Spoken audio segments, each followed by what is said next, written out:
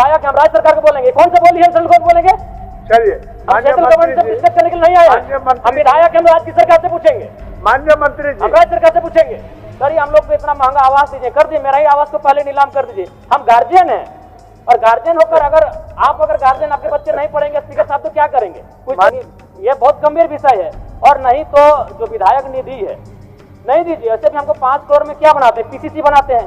PCC नहीं बनेगा तो हमको कोई फर्क नहीं पड़ेगा, लेकिन अगर 5 साल बच्चे नहीं पढ़ेंगे तो इस राज्य को फर्क पड़ेगा, इस राज्य के भविष्य को फर्क पड़ेगा। इसीलिए आप 5 करोड़ का जो विधायक निधि देते हैं वैसे मुझसे कुछ काम नहीं होता है। पीसीसी, गली, फाइबर ब्लॉक 200 फीट 250 फीट का काम करते हैं, जो अगर 5 साल 10 साल नहीं होगा तो फर्क नहीं पड़ेगा, लेकिन बच्चे नहीं पढ़ेंगे मंत्री जी, फर्क पड़ेगा, एक जनरेशन में गैप आएगा। तब केंद्र का अंश नहीं मिल रहा है, तब तक आप तमाम छात्रों को ब्याज रहित ऋण दे दीजिए, जब अंश आ जाएगा आप काट लीजिएगा।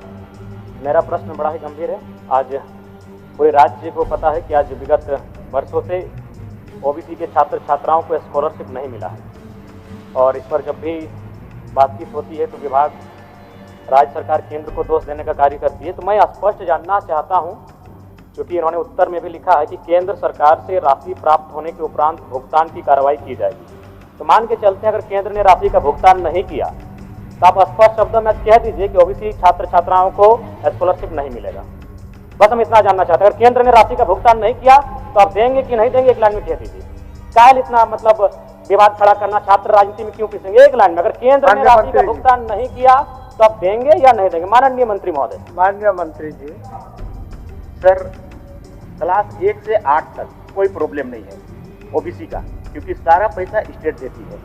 प्रॉब्लम सर 9 और 10 और पोस्ट मैट्रिक का है, और ये दोनों में 60-40 का रेशियो है। अब कानून बना है तो सर, तो हम लोग तो वेट करते हैं, और इसीलिए हम मंत्री जी के पास भी गए, भारत सरकार के पास, और उनको सारा आंकड़ा भी बताए कि आप हमको देंगे तभी मेरा बजट का पैसा है तो खुलेगा। मतलब मेरे पास फाइनेंस रेजोल्यूशन है फाइनेंस डिपार्टमेंट का कि हाँ, कि वो नहीं देगा तो ये नहीं खुलेगा। जैसे हम मांगने गए सर तो वो सिर्फ 3 करोड़ रुपया दिया हमको, तो उसका 2.5 करोड़ रुपया राज्यांश निकल गया, तो 6 करोड़ रुपया मात्र हुआ। तो ये 6 करोड़ रुपया में तो होगा नहीं।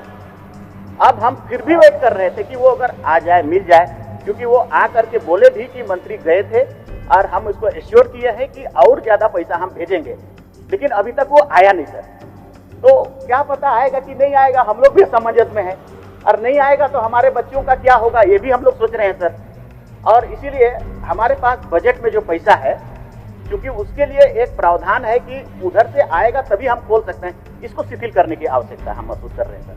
हमको देना है सभी ओबीसी बच्चों को आगे बढ़ाने के लिए हमको महसूस है इस बात को। इसलिए सर करीब करीब हमारे पास काफ़ी इतना पैसा है जिससे कि ये संभव हो जाएगा। बजट के अनुसार 275 और 9-10 के लिए 39 करोड़ और 275 करोड़ है हमारा पोस्ट मैट्रिक के लिए, इतना पैसा है। तो ये शिथिलीकरण के लिए हम लोग लेटर लिख रहे हैं।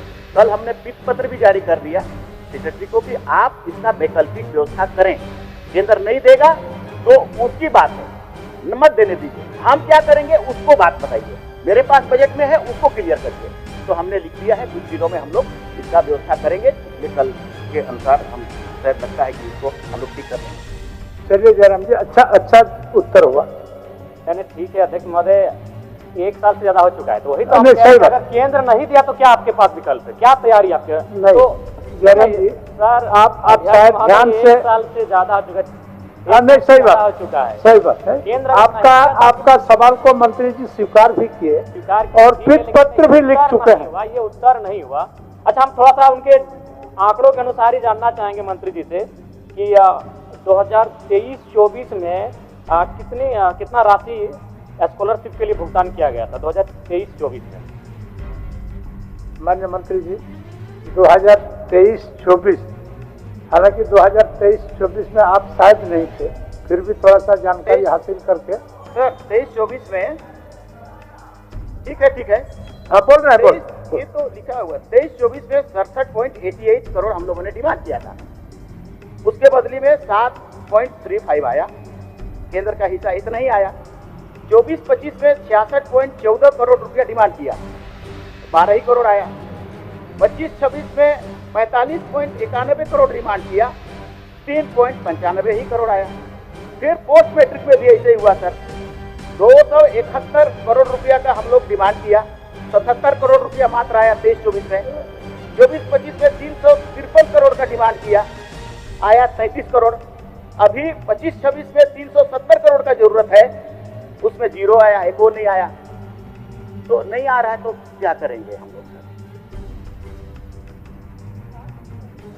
वही तो मैं कह रहा हूँ कि ठीक है, मैं एक सुझाव देना चाहूंगा। बताइए सुझाव बताइए। मैं एक सुझाव देना चाहूंगा कि जब तक केंद्र का अंश नहीं मिल रहा है तब तक आप तमाम छात्रों को ब्याज रहित ऋण दे दीजिए। जब अंश आ जाएगा आप काट लीजिएगा। ये राजनीति, ये बहुत गंभीर विषय है। और नहीं तो जो विधायक निधि है नहीं दीजिए। ऐसे भी हमको 5 करोड़ में क्या बनाते हैं, पीसीसी बनाते हैं। पीसीसी नहीं बनेगा तो हमको कोई फर्क नहीं पड़ेगा, लेकिन अगर 5 साल बच्चे नहीं पढ़ेंगे तो इस राज्य को फर्क पड़ेगा, इस राज्य के भविष्य को फर्क पड़ेगा। इसीलिए आप 5 करोड़ का जो विधायक निधि देते हैं वैसे उससे कुछ काम नहीं होता है। पीसीसी, गली, फाइबर ब्लॉक 200 फीट 250 फीट का काम करते हैं, जो अगर 5 साल 10 साल नहीं होगा तो फर्क नहीं पड़ेगा। लेकिन बच्चे नहीं पढ़ेंगे मंत्री जी, फर्क पड़ेगा, एक जनरेशन में गैप आएगा, तब उसे रोक दीजिए। करिए, हम लोग को इतना महंगा आवास दीजिए, कर दीजिए, मेरा ही आवास को पहले नीलाम कर दीजिए। हम गार्जियन हैं, और गार्जियन होकर अगर गार्जियन आपके बच्चे नहीं पढ़ेंगे स्पीकर साहब तो क्या करेंगे, कुछ उपाय करेंगे? माननीय सदस्य, नहीं, मैं सुझाव दे रहा हूं कि आप उनको ऋण दीजिए। भावना से नहीं, तो 1 साल बीत चुका है, 1 साल बीत चुका है। भावना 15 दिन के लिए होता है, भावना 15 दिन के लिए होता है। आपका भावना सही है, आपका भावना तो सही मैं तो है। सुझाव दे रहा हूँ कि उनको ऋण दीजिए, बिना ब्याज के ऋण दीजिए। हम सेंट्रल गवर्नमेंट क्यों बोलेंगे? हम एक विधायक, हम राज्य सरकार को बोलेंगे। कौन सा बोली है सेंट्रल गवर्नमेंट बोलेंगे?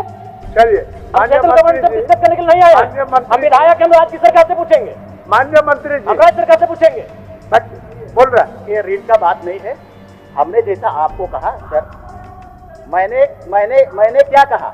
मैंने ये कहा कि वित्त पत्र हमने जारी किया है वित्त विभाग का रेजुलेशन को शिथिलीकरण करने के लिए। तो क्यों ऐसा किया? पैसा लाने के लिए। ज्यादा से ज्यादा जल्दी से जल्दी पैसा आएगा, हम लोग डिस्ट्रीब्यूट करेंगे। लेकिन हम केंद्र का हिस्सा है तो उसको देना उसका ऑब्लिगेशन था कि नहीं था? उसको वेट करेंगे कि नहीं? वेट कर रहे थे, नहीं आया तो अब हम अपना प्रक्रिया शुरू कर दिए स्टेट का पैसा देने के लिए। कुछ समय लगेगा, कर देंगे हम लोग। ठीक, कर देंगे। अध्यक्ष महोदय, इससे संतुष्ट थोड़ी हो पा रहे हैं। आप नहीं दिया केंद्र तो क्या करेंगे? वही तो एक लाइन बोल दीजिए। नहीं, हम कुछ नहीं, बोल दीजिए एक लाइन में कि अगर केंद्र का अंश नहीं आया तो राज्य के ओबीसी छात्रों को स्कॉलरशिप नहीं देंगे। जयराम जी, माननीय मंत्री ने बड़ी उदारता के साथ आपको जवाब दिया। एक मिनट महोदय, आदरणीय मंत्री जी से भी हम कहेंगे 1 साल से ज्यादा हो चुका है। हाँ, ठीक है। विलंब के लिए मंत्री जी को भी दुख है, तकलीफ है, और उन्होंने इसको भुगतान कराने की दिशा में वित्त पत्र लिख चुके हैं। एक नियम है, उस नियम को शिथिलीकरण करने के लिए, तो जैसे ही शिथिल हो जाएगा भुगतान करेंगे। बच्चों हम बोल रहे हैं तब तक ऋण दे दीजिए ना, बिना ब्याज पर ऋण दे दीजिए। अब माननीय मंत्री जी बताएंगे इनका विकल्प क्या है। मंत्री तो देखिए, ये गंभीर विषय है। क्या है? बिना ब्याज पर ऋण दीजिए, और जब केंद्र का अंश आएगा, जब आप स्कॉलरशिप। सर, ऋण एक तो सरकार या विधि या विभाग बैठिए सिस्टम से चलता है ना सर। अब वो ऋण कहाँ से आएगा? कौन जगह से कौन फंड को हम देंगे? हमारे पास जो स्कॉलरशिप का चीज है उसी पर हम सॉल्यूशन निकाल सकते हैं। ऋण हम कौन वाला पैसा को देंगे? क्योंकि मेरे पास तो कोई पैसा है नहीं ऋण देने के लिए। इसीलिए इसका सॉल्यूशन यही है जयराम जी, हम लोग जल्दी से जल्दी करें, सब मिल करके, और उस पैसा को निकाले जो राज्य के पास है उसको हम लोग दे दें। जल्दी करें इस पर। थोड़ा समझ दीजिए जयराम, थोड़ा समय पर्याप्त है। क्योंकि और भी माननीय सदस्यों सवाल पूछ रहा है, लेकिन हम संतुष्ट हो पाए ना राज्य के छात्र संतुष्ट हो पाए।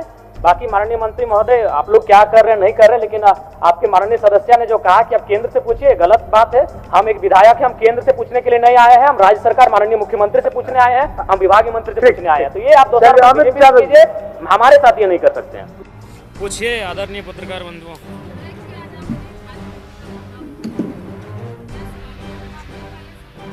नहीं, बिल्कुल सवालों के जवाब से मैं असंतुष्ट हूँ। मैंने सवाल वही किया कि अगर केंद्र ने आपको राशि का भुगतान नहीं किया तो ऐसी परिस्थिति में आप क्या करेंगे? बच्चे पढ़ेंगे या पढ़ाई छोड़ देंगे, बंधुआ मजदूर बनेंगे, उनका भविष्य क्या होगा? तो उनका जवाब स्पष्ट नहीं था, गोल मटोल जवाब था। देखिए, एक बात तो स्पष्ट जान लीजिए, इच्छा शक्ति का अभाव है। और मुझे लगता है कि शायद ओबीसी होना ही इस राज्य में गुनाह है। पहले तो हम लोग सोचते थे कि नौकरियों में ओबीसी के साथ दुर्व्यवहार होता है, कि आबादी 54% और आरक्षण 14%, ऊंचे पदों में उनके साथ दुर्व्यवहार होता है। लेकिन आज देखने को मिल रहा है कि अब उनके बच्चों को पढ़ने में भी उनके साथ दुर्व्यवहार किया जा रहा है। मुझे इस घटना से फ्रांस और वियतनाम की वो घटना याद आ रही है, जब वियतनाम के बच्चों को जानबूझकर फेल कर दिया जाता था ताकि वो फ्रांस की बराबरी ना कर पाए। आज ऐसा लग रहा है इस राज्य की सबसे बड़ी आबादी ओबीसी वर्ग को न पढ़ने दिया जाएगा। जब वो पढ़ेंगे नहीं तो शायद नौकरियों में बाकियों के सामने मुकाबला ना कर पाए, जो कि सरकार की एक संकीर्ण सोच को दर्शाती है। आज ये कह रहे हैं कि इनके पास फंड नहीं है, इनके पास बजट नहीं है, तो पिछले 2 सालों से मैया सम्मान योजना की राशि कहाँ से दे रहे हैं? यानी इच्छा शक्ति का अभाव है। आप ये केवल दोषारोपण नहीं कर सकते। अगर केंद्र ना दे तो आपके पास क्या विकल्प है? और आप मैया सम्मान की राशि किस मद के माध्यम से दे रहे हैं? तो जब आप मैया सम्मान योजना की राशि दे सकते हैं तो आप राज्य कोटे से जो उनको पैसा होगा अग्रिम भुगतान करें। मैंने तो एक सुझाव भी दिया कि आप उन्हें ऋण देने का काम करें, बिना ब्याज के उनको ऋण दें। जब पैसा आप उनके अकाउंट में दे देंगे या फिर जिस प्रक्रिया से आप छात्रों को पैसा देंगे, 10,000 दें, 20,000 दें, 25,000 दें, जो उनका स्कॉलरशिप होगा वो पैसा उनको ऋण के माध्यम से दे दें, और जब उनके अकाउंट में पैसा आ जाएगा आप उस पैसे को काट लें। लेकिन सरकार के पास गोल मटोल जवाब है। बड़ा विचित्र बात है। और सबसे बात, माननीय चमरा लिंडा जी छात्रावास से रह के विधायकी का सफर तय किए हैं, छात्रावास से रह के नेता बने हैं। और छात्रावास में रहने वाला अगर विधायक मंत्री अगर छात्रों के दर्द को नहीं समझ पा रहा है तो ये केवल और केवल इनका गोल मटोल जवाब है। मैं उनके उत्तर से बिल्कुल असंतुष्ट हूँ और उन्हें जो भी आंकड़े, जो तथ्य, तर्क प्रस्तुत किए हैं, बिल्कुल मैं एक सिरे से खारिज करता हूँ। उनमें इच्छा शक्ति का अभाव है। वो बार बार कहते हैं सिस्टम सिस्टम सिस्टम। अरे आप सिस्टम में बैठकर सरकार चला के नहीं सिस्टम दुरुस्त कर पा रहे हैं तो बाहर बैठिए, चना बेचिए, सब्जी बेचिए। अब सरकार में बैठे हैं, सरकार के अंग है, राज्य सरकार को चला रहे हैं, 6 सालों से आपकी बहुमत की सरकार है और बोल रहे सिस्टम सिस्टम सिस्टम। अरे सिस्टम में आप बैठे हैं सिस्टम बनाने के लिए, आप सिस्टम में बैठे हैं नीति नियम बनाने के लिए, और नहीं तो घास चराइए, बकरी ले घास चराइए, उनको चराने ले जाइए। बिल्कुल इस राज्य के ओबीसी छात्रों के भविष्य के साथ खिलवाड़ किया जा रहा है, जो कि बहुत ही चिंता का विषय है। जिनकी आबादी 54% है। कसूर ओबीसी समाज का भी रहा है। उनको घंटे की आनंद से ही सुखद अनुभूति की प्राप्ति होती है। आज ये बहुत बड़ा प्रश्न चिन्ह लगा है उनके जीवन पर, उनके लाइफ पर। बिल्कुल उनका लाइफ, उनका मैं देख पा रहा हूँ। मुझे हजारों छात्र आज लगभग विगत 6 महीनों मिल चुके। मैं नहीं कह रहा हूँ एक दिन में, 6 महीनों में हजारों छात्र जनता दरबार के माध्यम से मुझे मिल चुके हैं। उन्हें रोते रोते हमसे मिलते हैं। वो धीरे धीरे शहरों से अपने गाँव की ओर वापस जा रहे हैं। वो मजदूरी के लिए बाहर जा रहे हैं। आप आंकड़ा निकालिए कि जो लोग पलायन कर रहे हैं, जो युवा पलायन कर रहे हैं अन्य राज्यों में, अन्य देशों में काम करने के लिए, उनकी आयु क्या है? उनकी आयु 18 से 25 साल के बीच है। अब वो आंकड़ा निकालिए इस राज्य का। 18 से 25 साल के नौजवान कौन होते हैं? जो परीक्षा की तैयारी करते हैं, जो आंखों में सुनहरे सपने सजाते हैं कि मुझे कलेक्टर बनना है, मुझे वीडियो बनना है, मुझे सीओ बनना है, मुझे शिक्षक बनना है, मुझे अभियंता बनना है, मुझे चिकित्सक बनना है। वो नौजवान होते हैं। आप आंकड़े को, अगर आपके पास आंकड़े नहीं है, मैं आंकड़ा लेके आपको दूंगा, क्योंकि मेरे जानकारी में लगभग 107 प्रवासी मजदूर केवल मर के वापस आए हैं। और जब मैंने उनकी आयु सीमा का गणना किया तो उनकी आयु सीमा की गणना लगभग 22 से 26 साल औसत है। वो प्रदेश नहीं विदेश जा रहे हो और मौत के मुंह में समाकर इस राज्य में उनका शरीर भी 4 महीना के बाद आ रहा है। कृषि का जो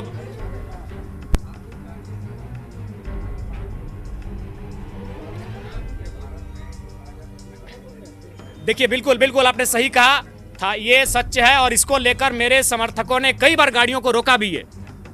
कई बार हम लोगों ने प्रशासन को पकड़ के दिया भी है।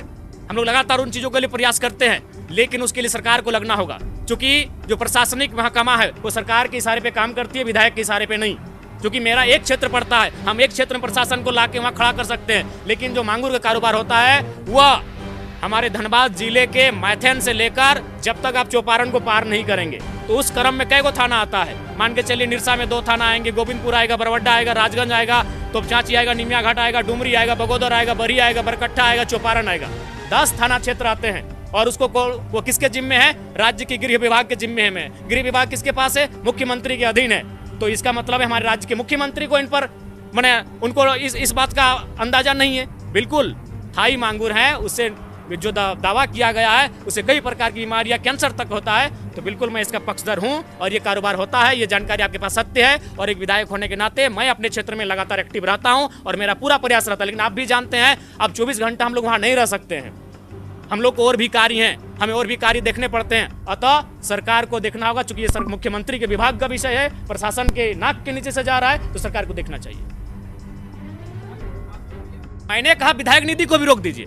विधायकों को एक वित्तीय वर्ष में खर्च करने के लिए 5 करोड़ दिया जाता है। हमारे यहाँ 81 विधायक है, 400 करोड़ एक अच्छा खासा राशि हो जाएगा। और दूसरा बात, विधायक निधि से हम करते क्या है?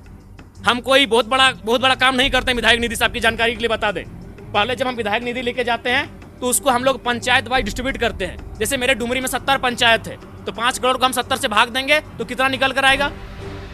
7 लाख रुपया। 7 लाख रुपया से हम कौन सा तीर मार लेंगे? एक पीसीसी का ही निर्माण करेंगे, फाइबर ब्लॉक का ही निर्माण करेंगे, या चबूतरा बनाएंगे। विधायक निधि से आपकी जानकारी के लिए बता दें, विधायक निधि से या तो चबूतरा बनता है, या तो एगो 200 से लेके 500 फीट का पीसीसी बनता है, या तो किसी के गली में वो फाइबर ब्लॉक का निर्माण होता है। बताइए इससे हम कहाँ चांद पर चले जाएंगे? मैंने कहा कि ये योजनाएं अगर नहीं होंगी तो हमारे राज्य को और हमारे क्षेत्र को विशेष फर्क नहीं पड़ेगा। अगर हम पीसीसी नहीं बनाए तो फर्क नहीं पड़ेगा, लेकिन अगर युवा नहीं पढ़ेंगे, जो अभी पढ़ने वाले हैं, जो स्कूल कॉलेज में पढ़ने वाले हैं, तो फर्क पड़ेगा।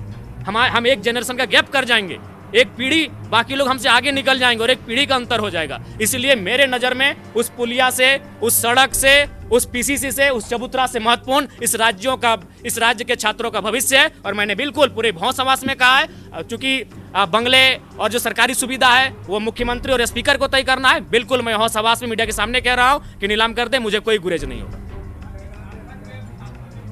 चूंकि सरकार के पास नौकरियां है नहीं, क्योंकि इनके पास प्लानिंग है नहीं, ये नौकरी सृजन करने में सक्षम है नहीं। ये 26 साल हो चुका है, मात्र 8 जेपीएससी हुआ है। आज जेटेट की परीक्षा पिछले 10 सालों से हुई नहीं है। ये नौकरियां तो देंगे नहीं, तो बच्चे पढ़ेंगे तो नौकरियों के लिए सवाल करेंगे। बच्चे सड़कों पर आएंगे, आंदोलन करेंगे, सरकार को घेरेंगे, सरकार की आलोचना होगी, और सरकार चाहती है वो पढ़े ही नहीं। जब वो पढ़ेंगे नहीं तो रेस से बाहर हो जाएंगे। तो ये चाहते हैं कि स्कॉलरशिप ना दिया जाए, ताकि वो बड़ा होकर जब नौकरियों का दावा करेंगे, नौकरियों की मांग करेंगे, तो रेस से बाहर हो जाए। ये संकीर्ण सोच है हमारी सरकार की, जिस पर हमें बहुत ही घिन आती है। कुल आंदोलन का रूप तैयार होगा, क्योंकि अब छात्र को बोलना होगा, अब छात्र को, सरकार को बताना होगा कि छात्र की ताकत क्या होती है। धन्यवाद सबों का।